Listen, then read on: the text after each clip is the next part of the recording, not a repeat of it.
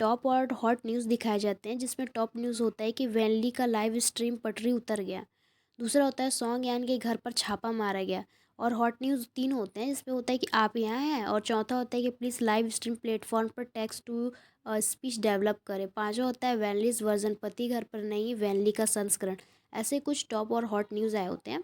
और फिर हमें दिखाया जाता है कि जो हमारी वैनली होती है वो सिकुड़ कर सोफ़ा पर लेटी होती है, और जो सोंगयान है उसके पास जाता है और अपने मतलब कि मुंह पर हाथ रखते हुए थोड़ा स्माइल कर रहा होता है उसकी हरकतों को देखकर।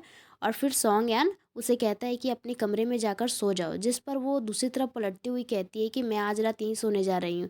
जिस पर जो सोंगयान है वो कहता है कि क्या आप डांस करते हुए थक गई हैं, एक्चुअल में उसे ये टीज़ कर रहा होता है।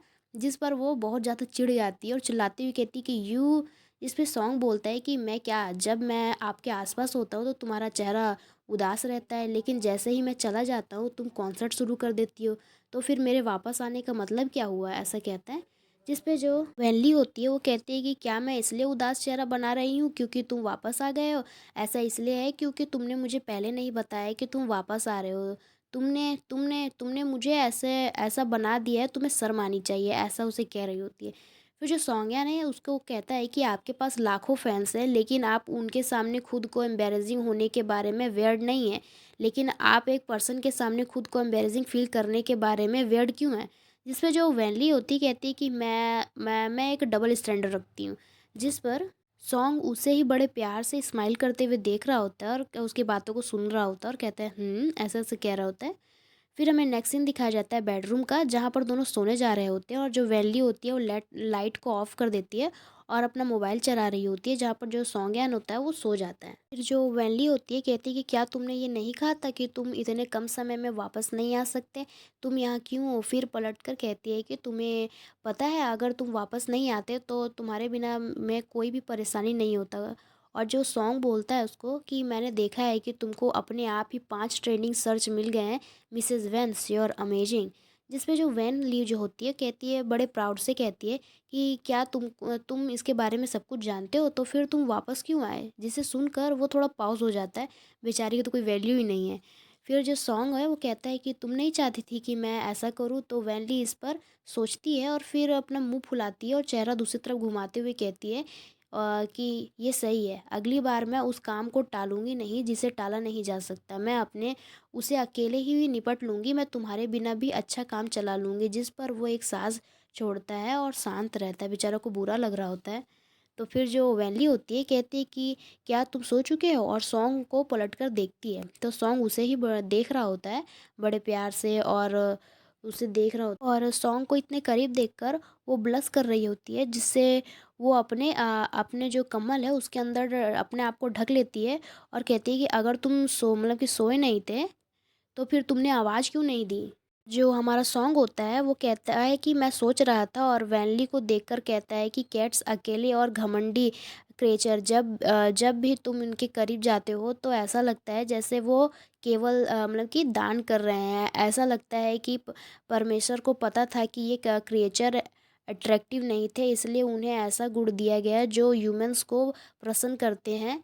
और सुंदर चेहरे, साफ पुतलियाँ, मुलायम और मुलायम शरीर, और साथ ही इतनी प्यारी आवाज़ें। जिसमें वैनली कहती है कि तुम किस बारे में सोच रहे हो। जिस पे सॉन्ग कहता है कि किसी पर्सन के पास आकर बैठ जाएं और अपने कोमल शरीर को रब करते हुए म्याऊं की आवाज़ निकालना, कोई भी पूरी तरह से असहज हो जाएगा। जो सॉन्ग होता है वो कहता है कि क्या तुम जानती हो कि डॉग्स कैट की तुलना में लोगों से अधिक करीब क्यों है। लेकिन क्या बहुत से लोग अभी भी कैट्स को पसंद करते हैं। जिस पे जो वैनली होती है वो कहती है कि क्या तुम एक बिल्ली पालना चाहते हो, ऐसा मत करो, इसका जो फर है वो हर जगह फैल जाएगा। जिस पे सॉन्ग कहता है कि वैनली के बाल को हाथ से वो मतलब कि घुमा रहा होता है और कहता है कि तुम्हारे बहुत सारे बाल बाथरूम में गिर जाते हैं, और फिर भी मैं मतलब कि ऐसा करने की तुम्हारे पास ऐसा हिम्मत रखती हो। जिस पे जो वैनली होती है कहती है, चिल्ला कर कहती है कि क्या तुम कह रहे हो कि मैं गंजी हो रही हूँ। और जिस पर सॉन्ग पूरा स्पीचलेस हो जाता है बेचारा। फिर हमें नेक्स्ट सीन दिखाया जाता है मिंग सुई क्लब हाउस बॉक्स, जहाँ पर सभी स्टाफ बैठे होते हैं। उसमें से एक कहता है कि मिस्टर सॉन्ग आइए और इस चाय का स्वाद लीजिए। और जो अभी जो वेस्ट लेक से आई है, जो डायरेक्टर यू वेंगियन सॉन्ग को चाय देते हुए कहते हैं कि एक ऐसा फिल्म जिसने सॉन्ग यान को फिल्म इंडस्ट्री में नए कलाकार के रूप में स्थापित किया। सॉन्ग यान के लिए वो एक मेंटर और जो एक फ्रेंड की तरह हैं। जिसमें जो सॉन्ग यान कहता है कि टीचर प्लीज़ मुझे जो है वो आह यान कहें। तभी जो बगल वाला जो मैन कहता है कि ओल्ड यू, अभी भी जो आपको आपको यान कह रहे हैं, कह सकते हैं, लेकिन हमें आपको मिस्टर सॉन्ग कहना होगा।